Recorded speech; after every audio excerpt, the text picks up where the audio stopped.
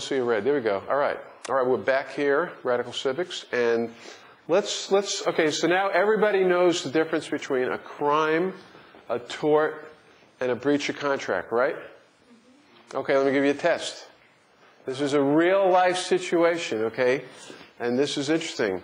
A fellow named David Froman, does anybody know David? He used to live here years ago, and he was one of the guys who shot videos on the farm. He had a video camera, and the video camera, this was back in the days of the farm when we all work a collective. Nobody got paid for anything. And he'd walk around, and he would take videos of everybody. His food and clothing were paid for by the farm. His camera was bought by the farm. But he took photos. It wasn't actually a video. He did videos, but he also did shots. And he considered himself an artist because when he took a shot, it was, you know, done a certain way, and he believed he had some creativity in that, which is probably true. Years later, the farm changed. It went from a collective to a more capitalistic society where we all were on our own. And there was like thousands of photos that were at the book publishing company. And David came up there one day, and he said, and he found these photos. He said, "You guys, it doesn't look like you're taking very good care of these photos. These photos are from the old farm. Why don't you give them to me, okay?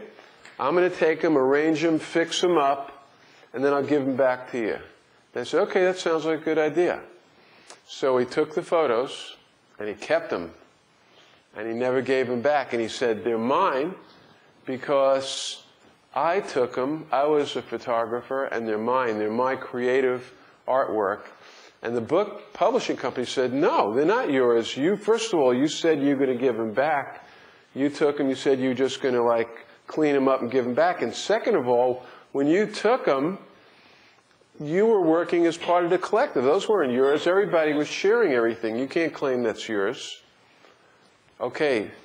First of all, did David wrong the book publishing company? Did he commit a wrong? Everybody think he did a wrong by taking those? Why? Why do you say that? Breach of contract. What's that? Breach of contract. Well, breach of what contract? Oh, you mean the contract that he said he promised to give him back? Yeah. Okay. Did he? Was his act a criminal act? Did he steal the photos? Everything at that point was community property, right? So, and the camera was bought by the community. Well, when he took them, afterwards, later on, they weren't in a community situation. Right, but they're still part of that community property. Right. But he claimed that was his property because he took the photos. He was just taking what was his. Right, but he was doing that and getting, paid for it in exchange for food and clothes and all of that. So do you think, okay, so did he commit a crime then? Did he actually steal it? Or was it a tort? Or was it a breach of contract? Which one? Breach of contract. Breach of contract. Why did he breach a contract? Let's hear. He said he'd bring him back. He said he'd bring him back, so he broke his promise. Broke his word. Kind of a crime, too, because they were someone else's and he took them. He took them. He wouldn't give them back. And he took them back. But when he took them, he didn't come in with a gun. He didn't come in the middle of the night. He did it right out in the open. Right? So you think that's still a crime? It was under the guise of borrowing them. It was under the guise of borrowing them. Right. So you think that's more that's criminal than or a breach of... I think it's a mix of breach of contract and stealing them. Okay. That's good. Okay, this is a tough one. This is actually a dispute that the farm, a lot of people on the farm have been really sort of worked up about for a long time, that all these pictures of the farm were taken by somebody. He claims that they're his. By the way, he still has them. He's never given them back over all these years. The farm never decided to sue him or call the police on him. Probably if the farm called the police on David, the sheriff would say, this isn't a crime, it's more of a dispute between two parties, breach of contract. So something like that, though, shows there's a really fine line between a crime, a tort, and a breach of contract. You can have all three come together. Okay? To have something be for a certain amount for stealing it and having it be a crime? No. I could steal, okay, shoplifting. If I shoplifted, if I went into 7-Eleven and I shoplifted one bubble gum, I could be arrested. So yeah. What's that? I said, wow. Yeah. That means I'm probably, no, I never want to talk, I shouldn't talk about it on the air, about my history with 7-Eleven and bubble gum. I'm sorry, 7-Eleven. I'll pay you back someday. Okay. Anyway, so yeah, it doesn't matter. But the seriousness of the crime has to do with how much money or how valuable that object is. For instance, if I stole a car from one of the lots out here, it'd be a lot more serious than me walking out with a couple of pieces of bubble gum out of 7-Eleven. Okay, so we talked about the person who took the signs from the farm. Remember, this is on the farm itself. Is that a tort against the community, or is it a criminal act? Or is it just a pain in the neck? Or is it right? How about this?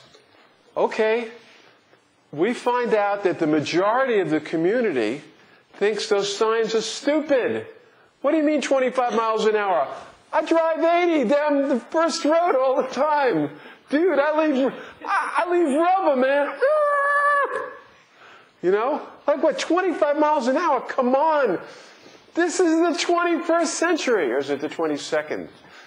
Anyway, I've got a car that can do like 0 to 60 in 3 seconds. I'm not going to drive 25 miles an hour. That's for wussies. And most of the community thinks that. The person who took those signs down in the middle of the night, secretly, was that a crime? What do you think? Yeah. Yeah? Why? Because I feel like Oprah. Why? Because Phil Donahue. Why? Why is it? Because I also train of thought. You should stop pointing microphones at people and shoving it in their faces. It was because he did it on purpose, and it was against the law. Against the law. Okay, well, what law are we talking about? The community's law? Destruction of private property? Destruction of private property. That's a good one, yeah. Exactly. You can't, but if we're living on the same commune, we all own everything together, and it's everybody's sign. So, is it really, I mean, kind of like nobody's sign? Because it's everybody's sign, nobody has the right to destroy it? It's nobody's sign! I thought it was mine! Is that why you ran it over in the middle of the night? Turn the camera away from that girl. She said a Betty. Okay. What's that? What? What's that? You said she's something bad. No, she said a Betty. She said I stole the signs. And in fact, it's true. Yeah, I was wondering what those signs are all about. Ignore that guy in front of the camera. He's not really telling the truth. Okay. Forrest knows who did it. He saw me. Okay, let me think of something else. Okay, so everybody, I think the David Froman story is a really good story when it comes to trying to figure out what is a tort, what is a crime, and what is a breach of contract. Because that's like right down the middle there. You know, it's probably not a crime, I'll tell you that, although some people think it was a criminal act. Okay, criminal acts, and we're going to talk about that next week. We're going to talk about the criminal system, and I actually want to take you to a prison. I think it would be really good to see what it's like with people actually locked up, you know, check it all out. I mean, has anybody ever been in a prison? What? Yeah? No? People have been in prisons, Kim. I don't remember. You were in prison? Yeah. I think I have. Yeah? I was like the Really? visiting that Tell us about it, Forrest. Well, I don't remember anything. You know, did they drug you up? No. By what? Were you arrested? Don't turn the camera at me while I say this. Were you arrested? Maybe. I don't know. Ah, okay, we won't go into it. Don't worry, you've been absolved. We forgive you. Yeah, can you ask a question? Here, take this microphone. Can you please not talk into this while you have that thing on your neck? It gets really loud and it Oh, hurts okay, I my shouldn't use ears. both of those. Yeah. Thank you. Request from the camera crew. Okay. All right, now there's 3 parties to every wrong. You know who those are? Let's say me. I wish I know what's so funny. I'm going to write down my jokes. The parties looks like panties. Panties. There's three panties. 3 panties to every wrong. Okay. No, come on, keep your pants on. You don't want us to sue you for intentional infliction of emotional distress. I would be really distressed. That's right. If I had to see your underwear. Very distressful. Okay.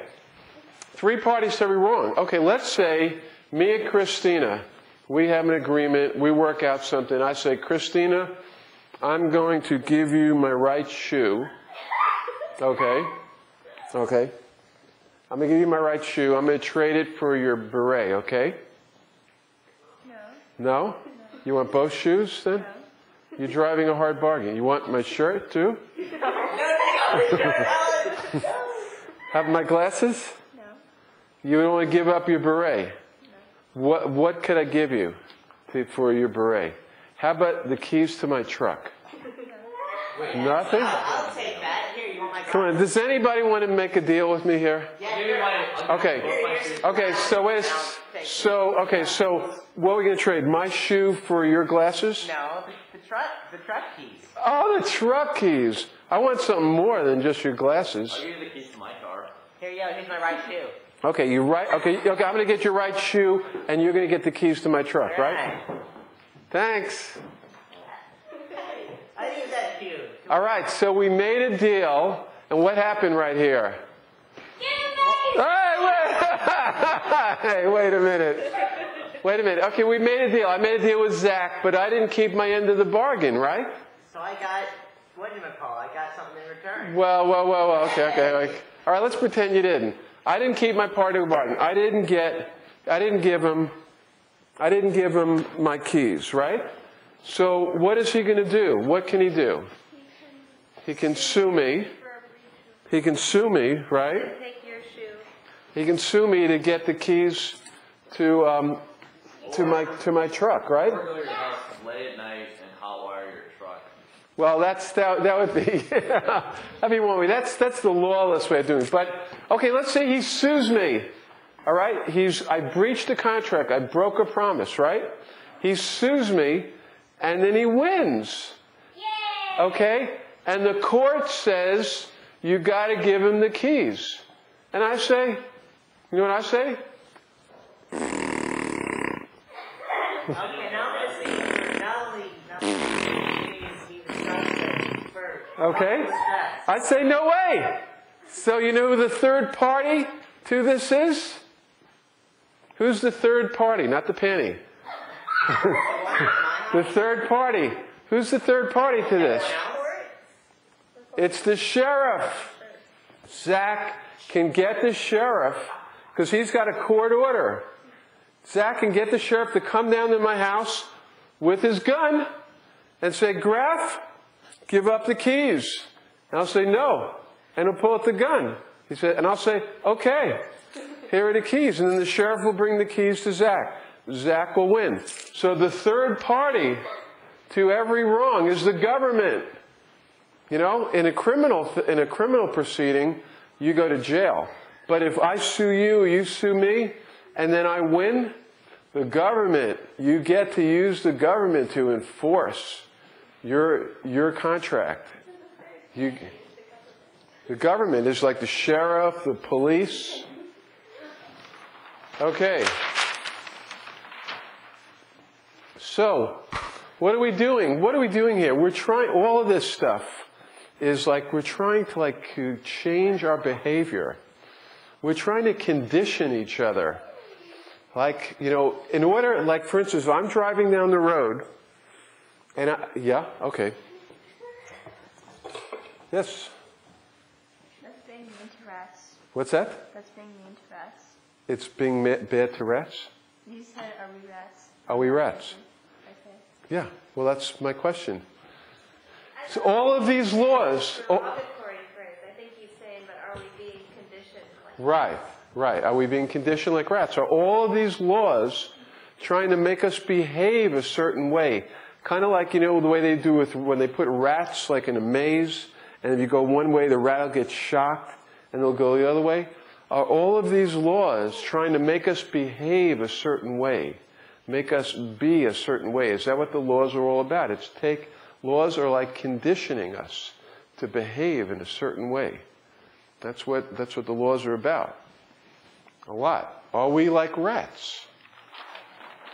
Okay, so just to sort of summarize, 3 wrongs: a crime, a tort, and a breach.